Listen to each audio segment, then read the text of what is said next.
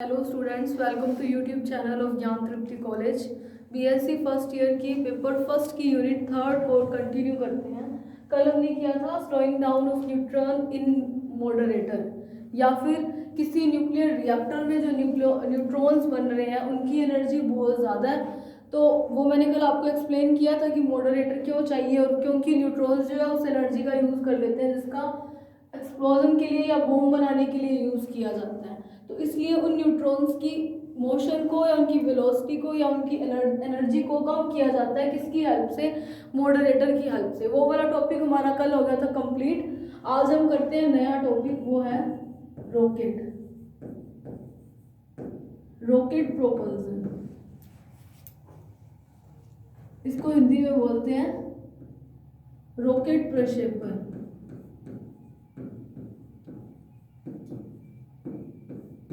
या फिर इसके और भी नाम आ सकते हैं, या फिर इसका अलग एक और नाम आ सकता है। रॉकेट को एक और नाम बोलते हैं, वो है मास वेरिएबल सिस्टम। क्या बोलते हैं रॉकेट का एक और नाम? मास वेरिएबल सिस्टम। इसको हिंदी में बोलते हैं परिवर्तनशील द्रव्यमान तंत्र। ऐसा बोलने का भी एक रीजन है। वो क्या रीजन है, जब हम आगे रॉकेट करेंगे तब आपको पता चलेगा। तो देखो रॉकेट है क्या? सबको पता है कि अर्थ के ग्रेविटेशनल फील्ड को पार करके स्पेस में पहुंचाने के लिए जिसका यूज किया जाता है, जो अपैरेटस, इंस्ट्रूमेंट या डिवाइस यूज की जाती है, वो क्या है? रॉकेट। रॉकेट का काम यही है, स्पेस में भेजते हैं तो उसी के लिए, और स्पेस में जब जाता है तो वो अर्थ के ग्रेविटेशनल फील्ड को पार कर देता है। तो उसके लिए जिसकी ज़रूरत होती है वो क्या होती है? रॉकेट। अब अर्थ के ग्रेविटेशनल फील्ड को पार करने के लिए भी एक चीज़ की ज़रूरत होती है, वो होती है एस्केप वेलोसिटी। एस्केप वेलोसिटी को हिंदी में बोलते हैं पलायन वेग। एस्केप वेलोसिटी का मतलब क्या है कि रॉकेट की वेलोसिटी जो है पलायन वेग के बराबर या उससे ज़्यादा होनी चाहिए। एस्केप वेलोसिटी क्या है? वो वेलोसिटी है जिसके बाद उसके ऊपर ग्रेविटेशनल फील्ड का, यानी कि जो जी है, उसका इफेक्ट नहीं पड़ेगा। यानी कि अगर किसी भी रॉकेट को ग्रेविटेशनल फील्ड से पार करवाना है तो उसकी वेलोसिटी एटलीस्ट एस्केप वेलोसिटी के बराबर होनी चाहिए या उससे ज़्यादा होनी चाहिए। इसकी value almost 11.2 kilometre per second होती है। ठीक है, तो अगर किसी रॉकेट की वेलोसिटी इतनी आ जाएगी या इससे ज़्यादा आ जाएगी तब तो वो स्पेस में जा सकती है। अगर इससे कम होगी तो उसका स्पेस में या फिर अर्थ के ग्रेविटेशनल फील्ड को क्रॉस नहीं कर पाएगी। तो क्या हुआ, अर्थ रॉकेट है क्या कि बहुत ज़्यादा हाई डिस्टेंस, बहुत ज़्यादा लंबी डिस्टेंस, या एक टाइप से ये बोल दो कि जो अर्थ के ग्रेविटेशनल फील्ड को भी क्रॉस कर जाए, उसके लिए जिस डिवाइस का, इंस्ट्रूमेंट का यूज़ करते हैं वो क्या होती है? रॉकेट। अब अर्थ के ग्रेविटेशनल फील्ड को क्रॉस करने के लिए उसके पास जो वेलोसिटी होती है, उस वेलोसिटी को क्या बोलते हैं? एस्केप वेलोसिटी या फिर पलायन वेग। अब रॉकेट को परिवर्तनशील द्रव्यमान सिस्टम क्यों बोलते हैं? उसका रीजन क्या है कि जब आप आगे रॉकेट पढ़ोगे तो आपको पता चलेगा कि रॉकेट जो है उसका जो मास है वो चेंज हो जाता है। क्यों? मान लो रॉकेट में ना ऑलमोस्ट 90% तक फ्यूल भरा होता है। फ्यूल मतलब ईंधन, जिसके जलने से आपने देखा होगा, अगर अभी इसरो से चंद्रयान 2 ये सारे मिशन जो हुए थे उसमें वो स्पेस में वो रॉकेट्स ही भेज रहे हैं, PSLV लोग भेज रहे हैं, polar satellite vehicle launch vehicles. तो उसमें क्या है, नीचे से रॉकेट में नीचे से ये जो फ्यूल होता है वो जलता है, जिससे गैसेस बाहर निकलते हैं। तो ये जैसे ही फ्यूल जल रहा है, मान लो इसमें इतना इतना पार्ट सिर्फ फ्यूल का है, ठीक है, अगर फ्यूल जल रहा है तो इसका मतलब क्या है? फ्यूल जो है वो कम हो रहा है, इतना रह गया मान लो, तो इसका मास जो है वो क्या हो रहा है? चेंज हो रहा है। मास चेंज ही हो रहा है क्योंकि रॉकेट के अंदर फ्यूल है, उसका मास भी तो काउंट होगा। तो द्रव्यमान जो है वो इस ईंधन के जलने से बार बार चेंज हो रहा है, इसके कारण इसको मास वेरिएबल सिस्टम भी बोलते हैं।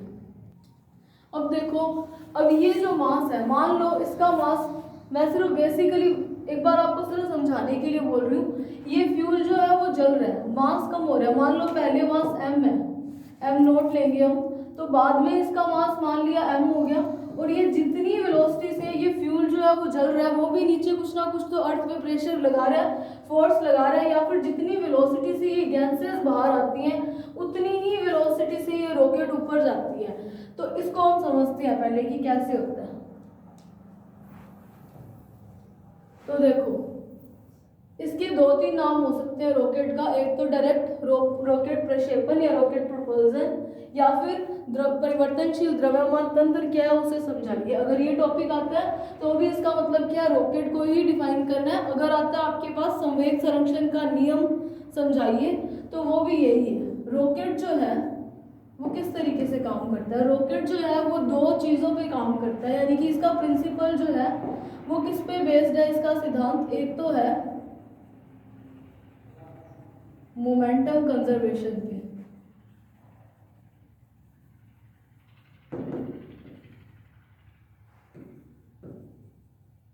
दूसरा ये डिपेंड करता है Newton's third law of motion.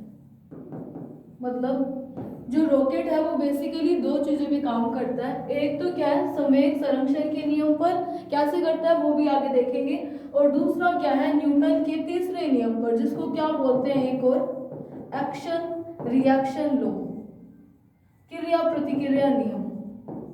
अगर किसी चीज की एक्शन हो रहा है तो उसके बदले में उसके अपोजिट डायरेक्शन में रिएक्शन भी होगा। एक्शन क्या होता है, एक्शन क्या है, फ्यूल जल रहा है, फ्यूल जल रहा है तो नीचे की ओर जो गैसेस निकल रही हैं उनका कुछ ना कुछ वेलोसिटी है, कुछ ना कुछ मोमेंटम है, या वो अर्थ पर कुछ ना कुछ फोर्स लगा रहा है, यानी कि एक्शन हो रहा है। उसी एक्शन का रिएक्शन क्या है, जिस वेलोसिटी से वो गैसेस निकल रही हैं उतनी ही वेलोसिटी से, या जितना मोमेंटम उन गैसेस का निकल रहा है उतना ही मोमेंटम से ये जो रॉकेट है वो उड़ती है, यानी कि स्पेस पे जाती है। तो एक्शन का रिएक्शन हुआ, जितनी वेलोसिटी से गैसेस निकल रही थी। ये तब होता है जब हम क्या मान लेते हैं कि एक्सटर्नल फोर्स जो है वो जीरो है, बाहर से कोई भी बल नहीं लग रहा है या बाह्य बलों की अनुपस्थिति में है।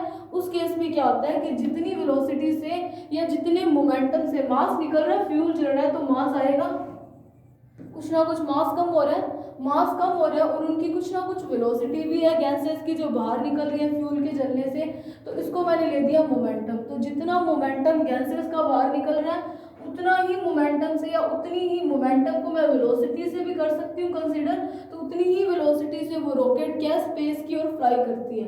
तो यानी कि जो एक्शन हुआ फ्यूल के जलने से, जो गैसेस निकली उनसे जो फोर्स आया या जो मोमेंटम हुआ, उसके रिएक्शन के बदले में स्पेस के अंदर वो रॉकेट क्या ऊपर की ओर उड़ जाती है। और मोमेंटम कंजर्वेशन लॉ कैसे हुआ, देखो जैसे ये रॉकेट थी, मान लो ये रॉकेट है, ठीक है, इसके अंदर ऑलमोस्ट 90% फ्यूल होता है। स्टार्टिंग में ये तो भरा ही हुआ है, सिर्फ जब ये जलने लगेगा तो ये इसके जलने से मान लो मास जो है वो इसका पहले m है जलने से पहले, और बाद में इसका मास जो है कुछ ना कुछ कम हो जाएगा। तो मास कम होगा तो उतने ही मास की यहाँ पर क्या है, उतना ही जितना मास यहाँ पे कम हो रहा है उतने ही मास की यहाँ से गैसेस रिड्यूस हो रही है, यानी कि इनकी भी कुछ ना कुछ वेलोसिटी मान लिया vg है। तो ये जो मोमेंटम है, जितना मोमेंटम गैसेस से लॉस हो रहा है उतने ही मोमेंटम से या उतनी ही वेलोसिटी से ये जो रॉकेट है वो ऊपर की ओर फ्लाई करती है, यानी कि जितना संवेग का लॉस हुआ उतना ही संवेग से ऊपर की ओर गई, तो मोमेंटम क्या हो गया, कंजर्व रह गया। तो इस हिसाब से ये जो रॉकेट है वो दो चीज़ों पे बेस्ड है, एक तो क्या मोमेंटम कंजर्वेशन पे, यानी कि संवेग संरक्षण के नियम पर, इसमें संवेग संरक्षित रहता है, और दूसरा क्या है, न्यूटन के तीसरे गति के तीसरे नियम पर, एक्शन रिएक्शन लॉ पर। तो इसको समझते हैं कि कैसे ये वाला प्रोसेस होता है। तो देखो, मैंने मान लिया कि ये एक रॉकेट है, तीन केसेस इसके बनाएंगे हम। इसको रॉकेट ही समझना, कुछ और मत समझ लेना।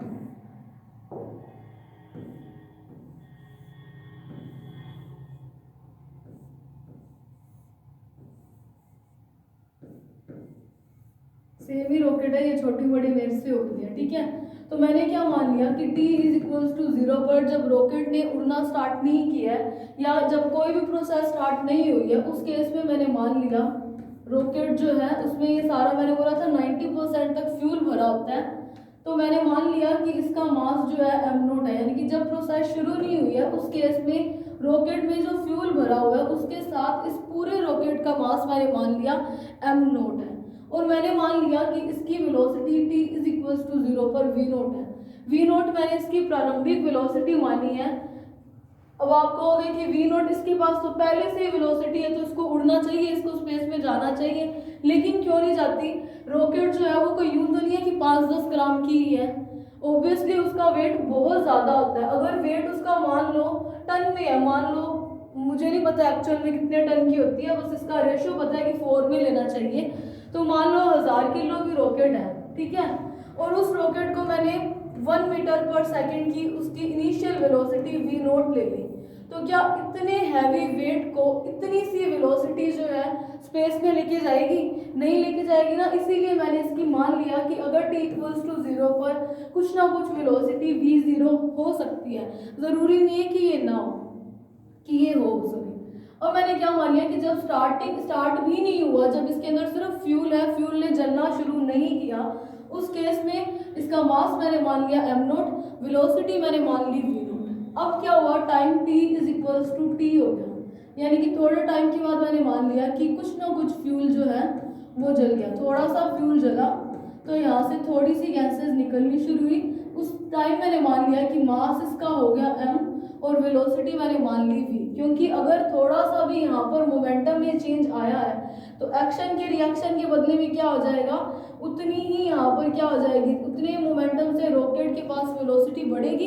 यही था मोमेंटम कंजर्वेशन लॉ, कि यहाँ पे कुछ ना कुछ वेलोसिटी, देखो गैसेस आ रही है तो उनकी कुछ ना कुछ वेलोसिटी होगी, तो यहाँ पर वेलोसिटी है, यानी कि ये क्या एक टाइप से मोमेंटम कुछ ना कुछ निकल रहा है, मोमेंटम ही लॉस हो रहा है। तो जितना मोमेंटम यहाँ से कम होता है उतने ही मोमेंटम से ये ऊपर की ओर जाती है। मोमेंटम क्या है, मास इनटू वेलोसिटी, तो उतनी ही वेलोसिटी से ये ऊपर की ओर जा रही है।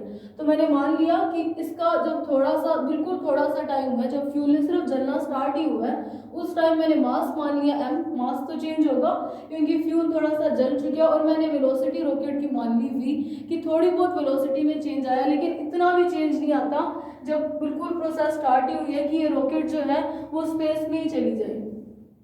तो इसके बाद मैंने मान लिया कि टाइम हो चुका है t प्लस डी टी। उस टाइम में क्या हुआ, यानी कि टाइम और भी बढ़ चुका है, t plus D T time में क्या हुआ, और मैंने मान लिया कि फ्यूल जो है वो ज़्यादा जल चुके हैं। तो यहाँ से क्या है, ये जो गैसेज हैं इनकी वेलोसिटी मैंने मान ली वीजी वेलोसिटी से ये जो गैसेज हैं वो और ज़्यादा, इसके कंपैरिजन में गैसेज ज़्यादा निकल रही है। तो मैंने मान लिया कि इस केस में, अब देखो पहले मास m नोट से m आया, यानी कि थोड़ा कम हुआ। अब मैंने मान लिया कि मास जो है m से m माइनस डी एम हो गया, dm यानी कि घट गया। तो मैंने मान लिया कि द्रव्यमान और कम हो गया। अगर देखो इसकी वेलोसिटी ज़्यादा हो रही है इन गैसेस की, तो मोमेंटम कंजर्व रहेगा, मोमेंटम संरक्षित रहेगा। तो जितने संवेग से ये वाली गैसेस निकली है उतने ही संवेग से रॉकेट ऊपर की ओर जाएगी, या उतनी ही वेलोसिटी इसकी बढ़ेगी। तो मैंने मान लिया कि वेलोसिटी हो गई है v plus D V, velocity v से v प्लस डी वी हो गई है, थोड़ी सी बढ़ चुकी है इस केस में, ठीक है। अब क्या है, ये जो vg है, vg क्या होती है, गैस की velocity with respect to earth, यानी कि पृथ्वी के सापेक्ष गैस का वेग क्या है, vg, और v क्या है, रॉकेट की वेलोसिटी थी, रॉकेट की velocity with respect to earth, पृथ्वी के सापेक्ष रॉकेट का वेग मैंने v मान लिया, और गैस का वेग मैंने मान लिया vg, और मैंने मान लिया एक अलग नोटेशन दी u क्या है, गैस की वेलोसिटी रॉकेट के रिस्पेक्ट, यानी कि रॉकेट के सापेक्ष जो है वो गैसेस जो निकल रही हैं उसकी वेलोसिटी मैंने u मान ली, और अर्थ के रिस्पेक्ट मैंने मान ली vg। तो देखो इसमें क्या बोला था, रॉकेट जो है वो दो चीज़ों पर वर्क करता है। कौन से उसके दो प्रिंसिपल्स हैं, पहला क्या, एक्शन रिएक्शन लो, जितनी एक्शन हो रही है उतना ही रिएक्शन होगा, जितना ये वेलोसिटी से नीचे जा रही है उतनी ही रिएक्शन के बदले में रॉकेट ऊपर की ओर जाएगी, और मोमेंटम भी क्या रहता है, कंजर्व रहता है। तो टाइम t इक्वल्स टू 0 पर मास m note and velocity v note थी, और कुछ टाइम t पर मैंने देखा कि संवेग जो है वो संरक्षित रहता है। अगर संवेग संरक्षित रहता है तो mv किसके इक्वल हो जाएगा, यहाँ पर जो जितना यहाँ पर मान लो पहले मास mv था, mv से ही मास में ये चेंज आया है ना, तो मैंने मान लिया कि पहले t टाइम पर मास था m और वेलोसिटी क्या थी v, यानी कि संवेग क्या हो गया mv। अब मैंने क्या माना कि जब ये फ्यूल ज़्यादा जल चुका है उस केस में, यानी कि जैसे टक्कर के पहले और टक्कर के बाद था बिल्कुल वैसे ही t टाइम पर ये है, तो कुछ टाइम के बाद t प्लस dt टाइम पर भी संवेग संरक्षित रहना चाहिए। तो संवेग देखो क्या हो जाएगा, अब मास क्या है m माइनस dm, रॉकेट का ले रहे हैं, और वेलोसिटी क्या है v प्लस dv, ये तो सिर्फ इस रॉकेट की है। अब ये इसको मैंने क्यों कंसीडर नहीं किया, क्योंकि इस केस में प्रोसेस सिर्फ स्टार्ट हुई है, इतना ज़्यादा मोमेंटम का लॉस नहीं हुआ है, तो इसीलिए मैंने इसको यहाँ पर कंसीडर ही नहीं किया। ठीक है, तो यहाँ पर देखो अब ये तो ऊपर की ओर जा रही है रॉकेट और गैसेस नीचे की ओर निकल रही है, मतलब वेलोसिटी जो है अपोजिट डायरेक्शन में है। तो मैंने मान लिया कि माइनस का vg जो है वो गैस का वेग है इनटू dm लेंगे, क्योंकि मैंने बोला था मोमेंटम कंजर्व है, तो जितना मोमेंटम यहाँ पर लॉस हुआ वही dm है, जितना फ्यूल यहाँ पर जल चुका है। तो मैंने इसको लिख दिया माइनस का dm इंटू vg। तो अब देखो क्या होगा, ये समझ में आ गया कि मास जो है रॉकेट का ये था और वेलोसिटी ये हो चुकी है, तो इन दोनों का मल्टीप्लाई माइनस में मैंने vg क्यों किया है, क्योंकि ये जो है फ्यूल का लॉस हो रहा है, और लॉस कितना हुआ है, जितना मास में चेंज हुआ है, मास में चेंज dm हुआ है, तो फ्यूल में लॉस भी dm हुआ है, और उनकी वेलोसिटी मैंने गैस की जो मैंने मान ली, गैसें भी निकलती है तो वो मैंने मान ली vg। ठीक है, तो अब देखो इसको सॉल्व करते हैं तो क्या आएगा, mv is equals to, multiply करते हैं mv प्लस mdv, मैंने m का मल्टीप्लाई करा, अब माइनस पे dm का करते हैं v dm माइनस का dm into dv minus dm into vg, या इसको vg dm लिख देते हैं, बात तो वैसे एक ही है, मैंने इसको vg dm लिख दिया। तो अब देखो क्या है, अब देखो dm और dv क्या है, इसको हम नेग्लेक्ट कर सकते हैं। क्यों कर सकते हैं, हम मान लेते हैं कि मास में चेंज भी बहुत कम हुआ है और वेलोसिटी में चेंज भी बहुत कम हुआ है, तो मैं इस वाली टर्म को नेग्लेक्ट कर देती हूँ। अगर मैं इसको नेग्लेक्ट करती हूँ तो देखो क्या बनेगा, mv is equals to mv plus mdv minus v dm, dm dv को मैंने नेग्लेक्ट कर दिया तो इसकी जगह मैं लिख नहीं रही हूँ, सीधा लिख देती हूँ minus vg dm, minus vg dm। तो देखो इधर भी mv इधर भी mv, ये क्या कैंसिल हो जाएगा, तो मेरे पास क्या बचा mv dv mdv minus v dm minus vg dm, किसके इक्वल आ गया 0 के। तो यहाँ से मैं क्या लिख सकती हूँ, mdv is equals to v dm plus vg dm लिख सकते हैं। मैंने ये दोनों माइनस वाले टर्म को उस साइड भेज दिया, तो mdv किसके इक्वल आया v plus vg into dm के। इसको दे दो इक्वेशन नंबर फर्स्ट। अब देखो मैंने क्या माना था, vg क्या था, गैस की velocity with respect to earth, v क्या है रॉकेट की velocity with respect to earth, और u क्या है गैस की velocity with respect to rocket. तो रॉकेट के फ्लाई के लिए ये चीज़ होनी ज़रूरी है कि u जो है वो किसके इक्वल आए, vg के और माइनस v के, यानी कि इसको हम क्या लिख सकते हैं, v into G R is equals to V G E, इसको भी कैपिटल G लिख दो, माइनस वी आर ई। एक चीज देखो, इसको यहाँ पर हम लिख रहे हैं कि ये देखो Vg क्या है, गैस की velocity with respect to earth, तो Vge with respect to rocket, तो Re with respect to with respect to earth था रॉकेट की वेलोसिटी, और ये इसको क्या लिख सकती हूँ, गैस की वेलोसिटी रॉकेट के रिस्पेक्ट। तो देखो अगर ये वाली इक्वेशन जो है, इस वाली इक्वेशन में मैं वैल्यू लिखूं इसकी, तो मैं क्या लिख सकती हूँ, मेरे पास जो वैल्यू पड़ी है वो देखो क्या वी जी आर की वैल्यू है u is equals to V G E की वैल्यू क्या है वी जी, लेकिन डायरेक्शन क्या अपोजिट, तो माइनस वी जी माइनस पड़ा है, वी आर की वैल्यू क्या थी रॉकेट की अर्थ के रिस्पेक्ट में वेलोसिटी, तो वो क्या है v। तो देखो यहाँ से मेरे पास क्या वैल्यू आ गई कि u is equals to minus V G plus V, मैंने माइनस कॉमन ले लिया, तो मेरे पास इक्वेशन फर्स्ट में v प्लस वी जी बन रहा है, तो v प्लस वी जी की वैल्यू क्या आ जाएगी माइनस का u, तो इसको दे दो इक्वेशन नंबर 2। तो बाय यूजिंग इक्वेशन 2 इंटू 1 मैं इक्वेशन 2 को समीकरण 1 में यूज करती हूँ, तो देखो क्या आएगा v प्लस वी जी की वैल्यू मेरे पास माइनस u पड़ी है, तो m dv क्या आ जाएगा माइनस का u into D M.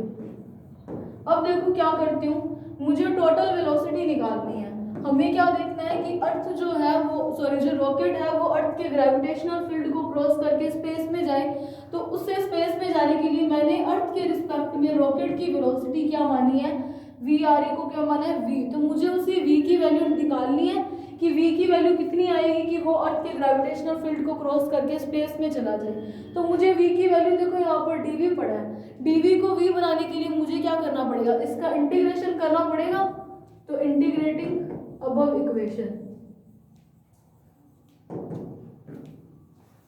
by integrating above equation, तो इस इक्वेशन का इंटीग्रेशन करने पे देखो क्या आ जाएगा m dv is equal to minus का u dm।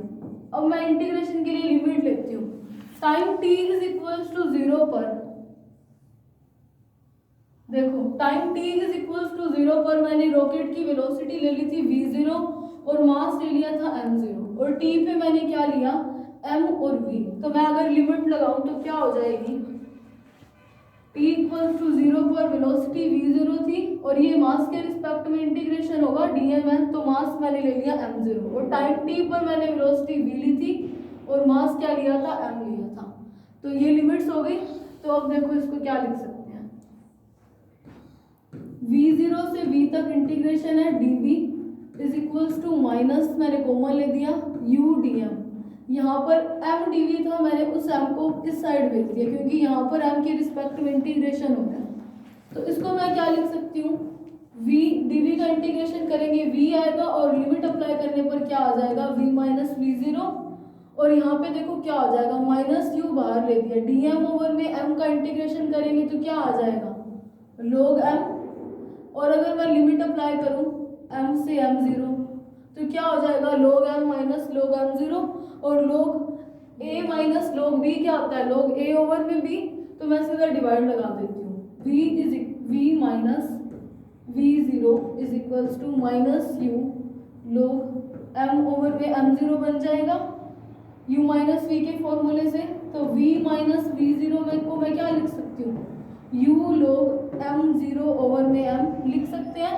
ये इसके पावर में -1 जाएगा या इन्वर्स जाने पर मैंने उल्टा कर दिया, लिख सकते हैं ऐसा, तो मैंने ये लिख दिया। तो देखो यहाँ से v की वैल्यू क्या आ जाएगी v0 plus u log m0 over में m, जहाँ पर v0 क्या था time t is equals to 0 पर रॉकेट की वेलोसिटी थी, तो मैं इसको क्या लिख सकती हूँ प्रारंभिक वेग बोल सकती हूँ रॉकेट का, तो ये जो है और ये रॉकेट का क्या बाद की वेलोसिटी जिस वेलोसिटी से वो मूव कर रही है ना, मैंने ये लिया था वी आर ई रॉकेट की velocity with respect to earth v। अब हम लेते हैं केस फर्स्ट।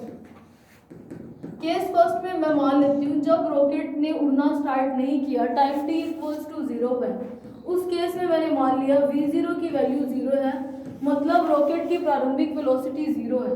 अगर प्रारंभिक वेलोसिटी 0 है देन v क्या हो जाएगा u log m0 ओवर में m, तो ये जो इक्वेशन है ये m है, m नोट नहीं है, तो ये वाली जो इक्वेशन है ये है रॉकेट की इक्वेशन जो कि क्या शो कर रही है कि रॉकेट को उड़ने के लिए कितनी वेलोसिटी की जरूरत होती है, तो ये तो है रॉकेट की इक्वेशन। अब मैंने बोला था रॉकेट को अर्थ के ग्रेविटेशनल फील्ड को पार करने के लिए ऑलमोस्ट जो एस्केप वेलोसिटी है वो होती है ऑलमोस्ट 11.2 सेकंड, तो इतनी वेलोसिटी तो मिनिमम उसके पास होनी चाहिए।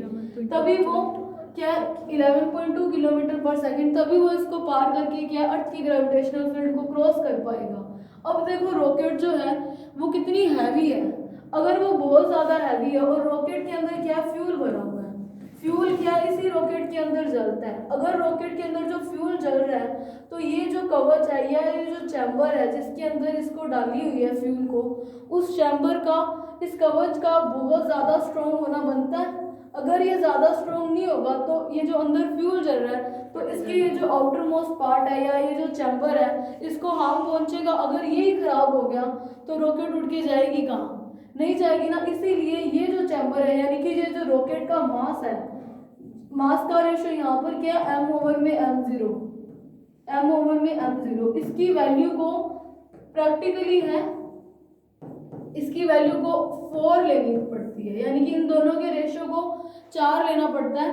अगर इन दोनों का रेशो मास का 4 हो जाएगा उस केस में क्या है, ये जो है ये एक सेफ रॉकेट से बनाई जा सकती है कि फ्यूल को जलने से ये जो कवच है उसको कोई नुकसान ना पहुंचे। ठीक है, तो प्रैक्टिकली पता चला था कि m ओवर में m0 की वैल्यू जो है 4 होनी चाहिए। और ये जो u थी रॉकेट की अर्थ के रिस्पेक्ट में वेलोसिटी, सॉरी u थी गैस की रॉकेट के रिस्पेक्ट में वेलोसिटी, उसकी वैल्यू जो है ये भी प्रैक्टिकली है, इसकी वैल्यू 2.5 किलोमीटर होनी चाहिए। ये दोनों वैल्यूज जो है प्रैक्टिकल आई है। तो देखो इसमें पुट करके देखते हैं, इस वाली इक्वेशन में हमारे पास v क्या है, u log m0 ओवर में m, तो u की वैल्यू 2.5 और log m0 ओवर में m की, इसकी वैल्यू क्या है, मैंने m0 ओवर m का रेशो 4 लिया, तो इसको सॉल्व करने पर आता है 3.5 किलोमीटर पर सेकेंड। और रॉकेट की वेलोसिटी जो है वो कितनी होनी चाहिए, एस्केप वेलोसिटी के ऑलमोस्ट तो बराबर होनी चाहिए। अगर इतनी है तभी तो रॉकेट स्पेस के पार जा पाएगा, यानी कि हमारे पास तो वेलोसिटी सिर्फ और सिर्फ 3.5 मिली है और चाहिए कितनी है, ऑलमोस्ट 11 से 11.5 के बीच की चाहिए, है ना। इसका मतलब क्या है कि ये जो रॉकेट है वो उतनी यूजफुल नहीं है। और ये जो रॉकेट थी ये मैंने किस तरीके की बनाई है, सिर्फ इसमें एक ही स्टेज है, एक ही ये चैम्बर सा बना हुआ है ना, तो इसको बोलते हैं मोनोस्टेज रॉकेट या फिर एक चरणीय रॉकेट। तो इसके लिए क्या है, ये जो प्रॉब्लम आई थी कि ये एस्केप वेलोसिटी को पार ही नहीं, एस्केप वेलोसिटी के जितनी नहीं हो पाएगी, तो इसके लिए एक नया फिनोमिना आया, वो क्या है, multi stage rocket. Multi stages rocket, multi stages का मतलब क्या है, बहुचरणीय रॉकेट, मतलब रॉकेट के बहुत सारे स्टेजेस बनाने पड़ते हैं। ऑलमोस्ट ये 4 स्टेजेस तक बनाए ना तो ये काम बन सकता है कि इसके पास इतनी वेलोसिटी आ जाती है कि एस्केप वेलोसिटी के बराबर हो। अब वो मल्टी स्टेजेस रॉकेट है क्या, बेसिकली रॉकेट की यही मल्टी स्टेज रॉकेट का यूज किया जाता है ताकि वो एस्केप वेलोसिटी के बराबर की है। तो ये क्या होती है मल्टी स्टेज, इसमें क्या होती है, ये रॉकेट मान लो, इसके अंदर क्या है कि कुछ स्टेजेस बनाए जाते हैं यूं चैम्बर से, इसका भी रेशो तो वही लिया जाता है m0 ओवर में m का 4 और u की वैल्यू 2.5 किलोमीटर पर सेकेंड ही ली जाती है। लेकिन इसमें क्या ऐसे स्टेज बना देते हैं जिसके अंदर क्या फ्यूल भरा जाता है, अलग अलग स्टेज बनाए हुए हैं, अलग अलग डिब्बों के अंदर एक टाइप से मान सकते हो फ्यूल भरा हुआ है। तो पहले मैंने रॉकेट की वेलोसिटी क्या मान ली थी, v0 को 0 ली थी। तो देखो अब इसमें क्या होता है कि फ्यूल जलना शुरू करता है, रॉकेट के चलने से फ्यूल जलेगा, तो वो फ्यूल क्या है, पहले जो है जला, गैसेस निकली, तो सिर्फ और सिर्फ ये एक चैम्बर का ही फ्यूल जलता है। जैसे ये इस एक चैम्बर का या एक स्टेज का फ्यूल जला तो ये वाला पार्ट, जैसे ये पूरा फ्यूल वाला खाली हो गया ना, ये पार्ट इससे हट जाता है, निकल जाता है। तो इसके अंदर क्या है, सिर्फ ये 3 डिब्बे से रह जाएंगे, ये वाला हट गया। अब रॉकेट जो है सिर्फ इतनी रह गई, छोटी हो गई पहले के कंपैरिजन में, ठीक है। फिर क्या, यानी कि अभी जो है इसकी वेलोसिटी देखो कितनी आई है, जब u की वैल्यू 2.5 और m0 ओवर में m की वैल्यू रखने पर मेरे पास v की वैल्यू क्या आई, पहले मैंने यहाँ पर v0 को 0 मान लिया। अब जैसे ये एक चैम्बर का फ्यूल खत्म हुआ, ये जला, तो ये इससे रॉकेट से पार्ट अलग हो गया। इस पार्ट के अलग होने से अभी ये फिर भी रॉकेट पड़ी है, तो अभी इसके पास देखो वेलोसिटी कितनी आ गई है, 3.5 आई है। यही थी फ्यूल के जलने पर रॉकेट की वेलोसिटी ये आई, यानी कि अब रॉकेट की ये प्रारंभिक वेलोसिटी की तरह काम करेगा। अभी रॉकेट के पास जो है इनिशियली कितनी वेलोसिटी बढ़ी है, v is equals to 3.5 kilometre per second. अब v हमने क्या माना था, v की value v0 plus u log m over में m0 ओवर में m, यही रॉकेट की इक्वेशन बनाई थी, जहां पर मैंने केस लेके v0 की इनिशियल वेलोसिटी 0 मानी थी। यानी कि जब रॉकेट की इनिशियल वेलोसिटी 0 थी, टाइम t इक्वल्स टू 0 था, उस केस में क्या रॉकेट के पास कोई वेलोसिटी नहीं है। थोड़ा टाइम हुआ तो इस एक चैम्बर का फ्यूल जला, और जैसे इस चैम्बर का फ्यूल जला तो हमारे पास एक वेलोसिटी आ गई थी, वैल्यू पुट करने पर 3.5 किलोमीटर, तो 3.55। और ये जब पूरा चैम्बर जल जाता है ना इसका फ्यूल का, तो ये चैम्बर जो है इस रॉकेट से हट जाता है, ये एक साइड हो जाता है, सिर्फ इतना पार्ट रॉकेट का रह जाता है। यानी कि अभी जो है ये है तो अभी भी रॉकेट, और अब इस केस में रॉकेट के पास पहले से वेलोसिटी आई हुई है 3.5। तो देखो अगर रॉकेट के पास 3.5 किलोमीटर की वेलोसिटी पड़ी है तो v इज इक्वल्स टू क्या है, हमारे पास क्या इक्वेशन थी, v0 plus log m0 over में m। तो v0 मेरे पास अभी 3.5 पड़ा है, प्लस या इसको आप यूँ लिख दो, इसको सेकंड लिख दो, इसको लिख दो फर्स्ट, कि अभी एक स्टेज हो चुकी है। u की वैल्यू मेरे पास 2.5 इंटू log 4, तो इसकी वैल्यू हमारे पास सॉल्व करने से 3.5 आई हुई है, तो 3.5 प्लस 3.5 कितनी हो गई है, 7 किलोमीटर पर सेकेंड। अभी भी रॉकेट की वेलोसिटी जो है v सेकेंड जो है सेकेंड स्टेज में एस्केप वेलोसिटी के बराबर नहीं आई है, यानी कि अभी भी वो स्पेस को क्रॉस नहीं कर सकता। तो अब देखो जैसे ही इस चैम्बर का फ्यूल जला तो क्या होता है, इस सेकेंड वाली स्टेज का फ्यूल जलेगा, यही है। इस स्टेज का फ्यूल जलने के बाद क्या होगा, सिमिलरली इस वाले चैम्बर की जब पूरा फ्यूल खत्म हो गया तो ये वाला चैम्बर भी स्टेज इस रॉकेट से हट जाएगा। जैसे ही इस रॉकेट से हटा, अब 2 ही चैम्बर रह गए हैं, ठीक है। अभी देखो 3.5 तो 3.5 तो यहाँ से आ गई थी इस एक स्टेज वाली रॉकेट से, जब दूसरी स्टेज जली तो 3.5 और आ गई, यानी कि अभी इस केस में इसकी वेलोसिटी 7 पड़ी है।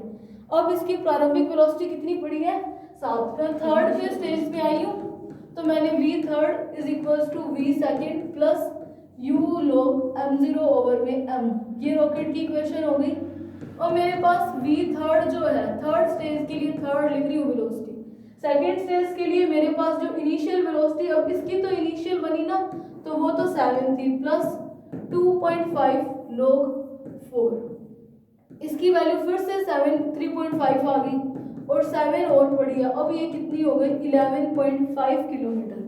और एस्केप की वेलोसिटी कितनी थी, escape velocity 11.2 kilometre per second. Escape velocity क्या थी, वो वेलोसिटी जिससे रॉकेट जो है वो स्पेस ग्रेविटेशनल फील्ड को क्रॉस करके स्पेस में चली जाए, ये 10.5 आएगा, ठीक है। अभी देखो फिर ये वाली स्टेज का फ्यूल जलेगा, जैसे ही इस स्टेज का फ्यूल जलेगा तो 10.5 प्लस 3.5 और ऐड हो जाएगा। जैसे ही और ऐड हुआ तो अब रॉकेट के पास कितनी वेलोसिटी आ गई है, एस्केप वेलोसिटी से ज़्यादा आ गई है। तो अब रॉकेट क्या करेगा, इस स्पेस को क्या स्पेस से या अर्थ के ग्रेविटेशनल फील्ड से क्रॉस करके स्पेस में चला जाएगा। तो रॉकेट का पर्पस भी यही है, स्पेस में भेजने का। तो इस तरीके से क्या है, ये जो रॉकेट बनी है इसमें काफ़ी सारी स्टेजेस है, 1 2 3 4, तो इनको क्या बोलते हैं, मल्टी स्टेज रॉकेट। तो सिंगल स्टेज रॉकेट का क्यों नहीं यूज़ किया था, क्योंकि वेलोसिटी इतनी ज़्यादा नहीं आई थी कि वो अर्थ के ग्रेविटेशनल फील्ड को क्रॉस करके रॉकेट स्पेस में चली जाए, इसलिए मल्टी स्टेज रॉकेट बनाया जिसमें स्टेजेस बनाकर फ्यूल भरा। जैसे ही एक स्टेज का फ्यूल खत्म हुआ तो वो वाला पार्ट उससे अलग हो गया और रॉकेट के सिर्फ बाकी के ये इतने स्टेज रह गए। फिर इसका पार्ट अलग हुआ और इतना रह गया, उसके बाद ये वाला पार्ट अलग होगा और फिर इसके पास तो वेलोसिटी एस्केप वेलोसिटी से ज़्यादा आ ही चुकी है। तो अब क्या रॉकेट जो है स्पेस में चला जाएगा और जिस पर्पज़ के लिए रॉकेट को भेजा है वो उस पर्पज़ को गेन कर लेंगे। तो ये था रॉकेट, सिंपल थी, सिर्फ मास का मोमेंटम का कंजर्वेशन का लॉ लगाया था और हमने जो है वेलोसिटी की वैल्यू निकाल दी। तो ये हुआ हमारा आज का टॉपिक कंप्लीट, रॉकेट और मल्टी स्टेज रॉकेट। तो बाकी के जो भी टॉपिक्स हैं उससे हम नेक्स्ट लेक्चर में कंटिन्यू करेंगे। So thank you for watching this lecture.